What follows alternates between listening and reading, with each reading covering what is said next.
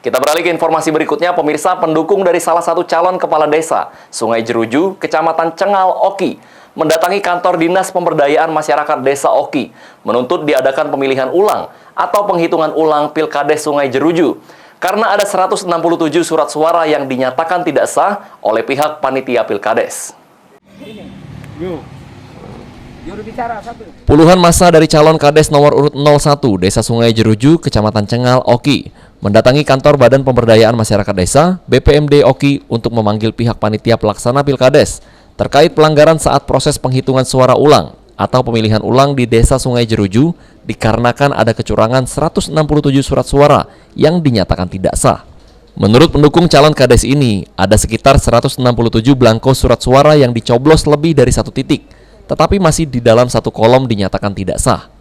Herwanto sebagai juru bicara calon kepala desa 01 mengatakan, berdasarkan Perbub Pasal 54 Nomor 11 /2015 di poin F menjelaskan, terdapat lebih dari satu bekas coblosan, tetapi harus ada bekas coblosan pada satu tanda gambar atau dalam tanda garis persegi panjang.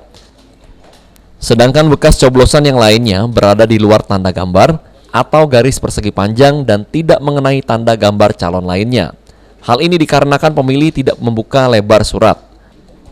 Berdasarkan hasil penghitungan sementara, ada selisih 11 suara dari calon Kades nomor urut 02 dan nomor urut 01, di mana nomor 01 mendapat 1.521 suara dan calon nomor urut 02 mendapat 1.532 suara, dengan total pemilih 3.056 mata pilih.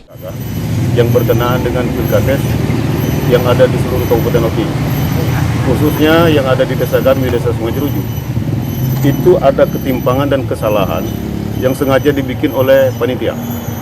Kenapa saya bilang ada ketimpangan dan kesalahan? Dia tidak mengacu kepada Perbub. Menurut Perbub itu sudah dinyatakan sah, tapi sekelompok oknum yang ada di panitia itu dia mengatakan tidak sah dengan dalil belangko.